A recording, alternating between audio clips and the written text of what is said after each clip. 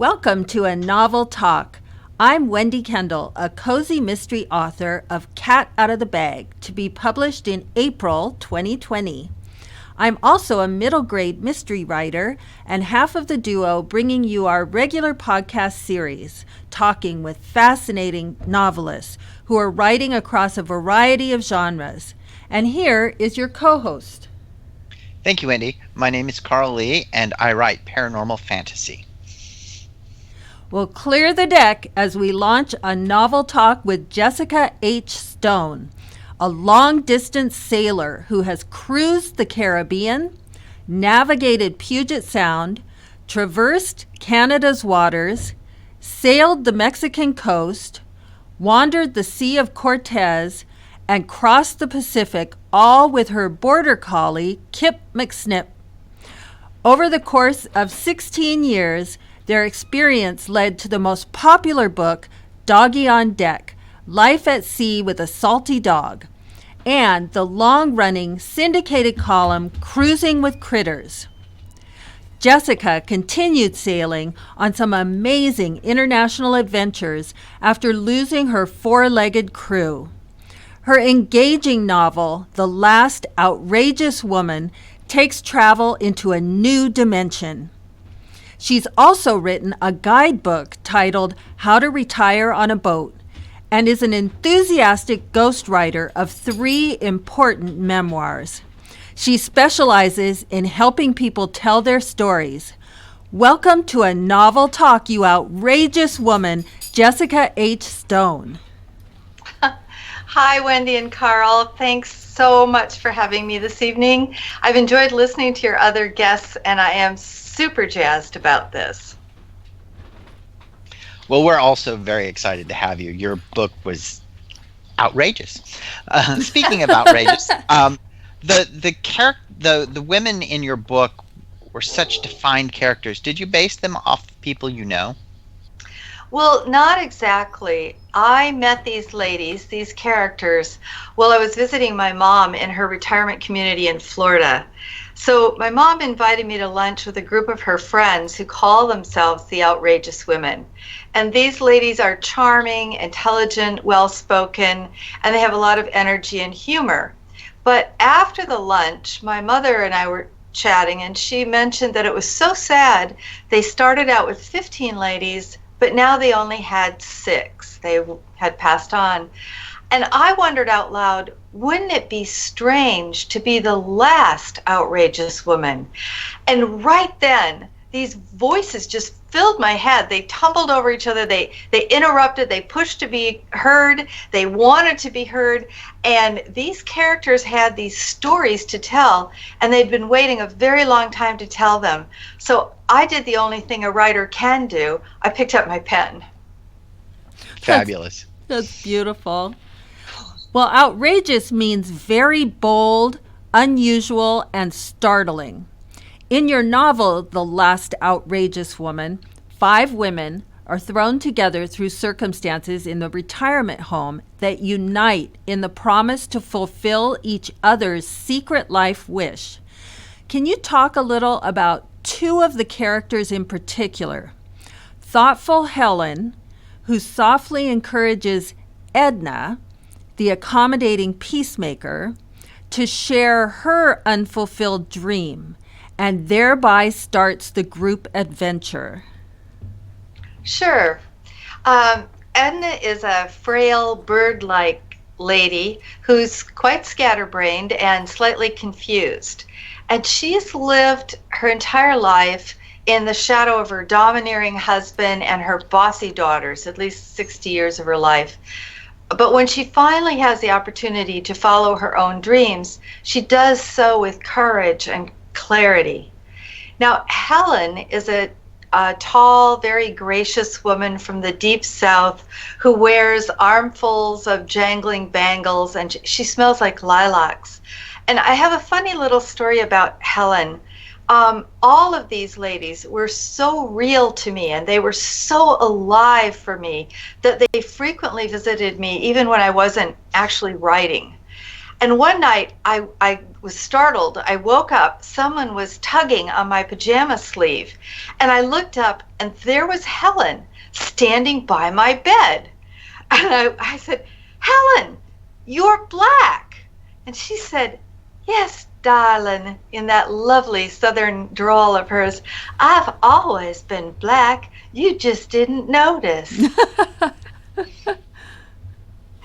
So, yeah, they're Very great. cool. Yes, your characters are amazing. Speaking of which, Maddie, the ringleader, what events in her past helped her convince the other women to join her? Okay. Well, the ladies didn't really learn about her past until the very end of the book. But Maddie is this feisty, arthritic, 86-year-old rebel. And she commits all sorts of college-age type pranks, like she puts bubble bath in the retirement home's fountain. She spikes the Mother's Day punch with a full fifth of vodka. So the others feel, yeah, that if anyone can pull off an adventure, it's Maddie. Well, she's got my vote. Well, in this story, which came to you first, the travel route around the world or the characters and their wishes? What is it that first makes a person's dream tangible? Oh, that's easy. The ladies and their secret desires for sure. I simply listened to their stories and followed them around. They decided on the route. It was their adventure. It's the second question is an interesting question about what first makes a person's dream tangible. I think in many cases, it's when someone else says, you can't do that, or you're too old, or you don't have enough money, or whatever. For example, with these ladies, when another resident of the retirement home tells the ladies that their dreams would make them outrageous, and she sort of sticks up her nose and she says, we are not that sort of woman. And Maddie pipes up, well, once in my life, just once, before I meet my maker, I want to be that sort of woman. and off they go. Mission accomplished, Maddie. Yay. Now, I know you've traveled a lot. You've sailed around the world, or a large portion of it. And the locations in your book are just so vivid. I can still see them after weeks since I've read the book. Are they places that you've been? Are they places that you wanted to go? Are these simply what experiences the ladies had and told you? Well, I did follow the ladies around, but yes, I have been to the places in the book. I love to travel. And I think that the two most powerful ways to learn about ourselves is to examine our own life. First, we learn about other people and other cultures and other perspectives. And second, we write about what we've learned. And so traveling and writing, they just go hand in hand for the examined life. All right, Wendy, I'm going to have to take it to the road then.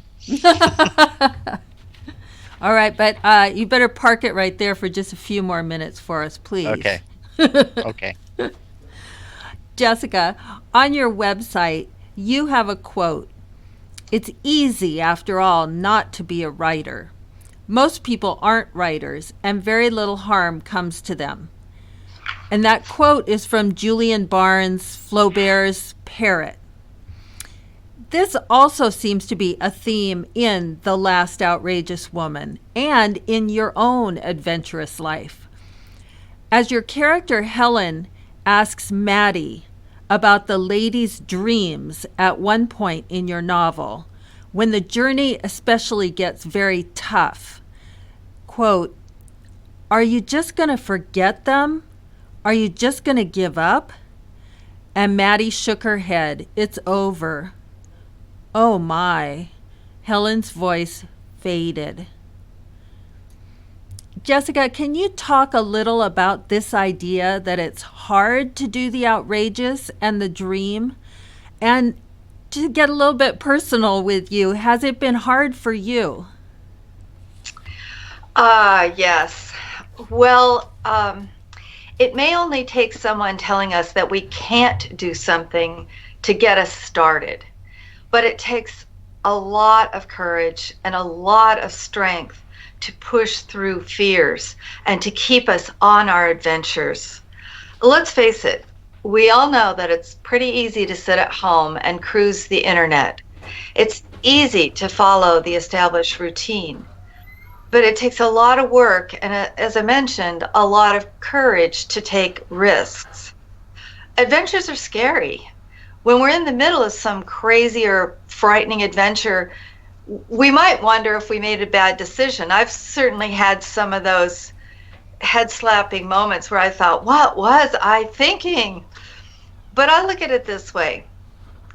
An adventure might be scary, but if it's scarier for me to not pursue a dream, then I know I'm on the right path. Oh, that's really interesting. That sort of makes me think about, the idea of you regret maybe what you didn't do that you really wanted to. Exactly. So it's almost weighing against the risk of regret. Exactly. Yeah, that's amazing. Yeah, I love how the women struggled with technology, and that makes them the technology that makes them an international phenomenon, and how Katie was there stateside, for the ladies, on the home front, to provide them with much needed support, both the technical support and as well as the logistics support that they receive on their journey. Do you have any experience helping people understand technology? No way. I'm like worse than those senior ladies when it comes to technology. I have the Geek Squad's number on speed dial. And I'm pretty sure, without tech support, I'd probably write my novels with crayons. Oh wait, we're not supposed to be doing that? Yeah. Yeah. But the Geek Squad is great. I mean, they're very patient with me. You have your own Katie. Yeah, I do have my own Katie. Yep. Yeah, Katie was such a fun character. I just love her. Well, so many of them are, but boy, she was fun. On a little bit of a different topic, what are the challenges and also what is the fun in being a ghostwriter? Being a ghostwriter, it's a fascinating and very rewarding job because you get to learn so much about interesting people and you get to help them share their story with a large audience. But the hard part is letting go of the work once you're done. Because the truth is, once you write it for them, the work belongs to them and you can never lay claim to your writing. So even if you write a best-selling memoir for them and they get all kinds of accolades, you can never say, I wrote that book. There's a strict code of ethics that should always be honored. And so that, I think, is the most difficult part of the game. That would be very hard. and very interesting. I never thought of it that way. Writing something and not ever being able to lay claim to it again. When I was reading The Last Outrageous Woman, I could hear you talked about Helen coming and visiting you. I could hear these women's voices, and there wasn't a lot of phonetic spelling and not a lot of regional dialectic dialogue in the book itself. How did you manage to give each one of these people very specific, very unique manners of speech without resorting to those types of techniques? That's interesting. In the first couple of drafts, I did use both regional and phonetic spellings, and But one of my writer buddies, I would read to my group every week, and one of my writer buddies said the dialogue sounded corny and fake. And she told me, just write down what the ladies say, and their voices will come through. So that's what I did, and it sounds like she was right. She was right. Write that down, Wendy, so that we can remember that. Yes, crit groups are invaluable, aren't they? Crit groups and Yeah. beta readers. I love my group. I absolutely love them. We meet every Friday from 4 to 6 without fail, and they just we all keep each other on task. It's wonderful. Can you talk a little bit about your character Dolores in The Last Outrageous Woman? Fulfilling her dream results in an outrageous new direction in her life that's completely unexpected. I mean, I didn't see it coming. Can you talk a little about the courage it may take to follow the sometimes unanticipated results of fulfilling your dream? Sure. Well, let me ask you, have you ever had the experience of going for something that you thought you really wanted, only to find out that what you thought you wanted wasn't what you really wanted? Yes, you're right. Yes, Yeah. I have. Most of us have. And Dolores certainly experienced this. When we first meet Dolores, she is an 81-year-old, overweight, food-obsessed virgin. She's never had a boyfriend. In fact, she's never been on a real date. And Dolores thought that her outrageous dream was to connect with her Irish heritage by traveling to Ireland and kissing the Blarney Stone. But what she discovers is that what she really wanted was to kiss an Irishman. Great way Yeah. to put it. Yes, great way. And I loved Dolores. I loved all of the characters. I loved Dolores as well. Would you treat us and our listeners to a reading from your book, The Last Outrageous Women? I'd be delighted. Since we're talking about Dolores, maybe I'll read a little of her story. Oh, great. So in this passage, the ladies are traveling in Ireland, and Dolores has gone off for a walk on her own. And a little while later, her friends locate her in a small pub in the village. They expected to find Dolores hunkered over a mountain of gravy-smothered mashed potatoes. They thought she would scoop spoons of lamb and onion stew from a wooden bowl. They assumed she would shovel Irish comfort food as fast as a rat terrier digs dirt. But she did not scoop. She did not shovel. In fact, she did not even eat. Dolores danced. To be truthful, her motions smacked more of gambols and hops than the steps of a dance, but still her flesh jiggled and slapped and shook in time to the music. When she spun, her skirt lifted enough to show the rolls of flesh that spilled over the top of her knee-high nylon stockings. Circles, the color of salmon berries, blotted her cheeks, and a smile curved across her face like a slice of summer melon. Her partner, only an inch or two taller and at least 70 years old, leaped to his feet to twirl her around. His brown work pants, frayed and stained with the blood of fish, touched the tops of leather clogs, and when he landed on his heels, their wooden soles beat time on the hardwood floor. His face, flushed pink and slick with sweat, although unlike hers, his color would stay. Years of wind over salt water and thousands of pints of Guinness gave him a permanent glow. After the dance, Dolores introduced her partner as Mr. Charles Michael O'Reilly. "I've never met such a fine-looking woman," Chuck said as he helped Dolores to her chair. "My lass, she's a magnificent beauty." Dolores fluttered her eyelashes and blushed. "Wow," Maddie said. When it was time to leave the pub, Chuck, Mr. Charles Michael O'Reilly, walked the ladies back to their bed and breakfast.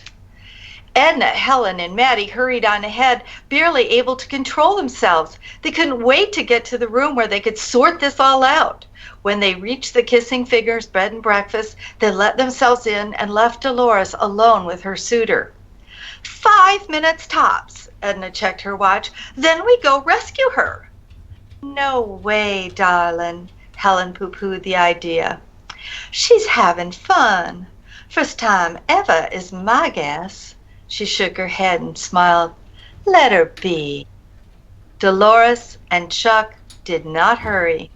They blushed and stuttered and sighed, and they strolled hand in hand through the village under the big, full Irish moon. I love that. And that gave people a glimpse into your amazing ability to draw a picture and just transport us there. I was back in the pub in a moment. Thank you for reading that. It was one of my favorite passages in the book, and it's got a ton of favorite passages in it. Well, thank you for that. Appreciate it. Yes, thank you so much, Jessica, and thank you just for joining us for a novel talk.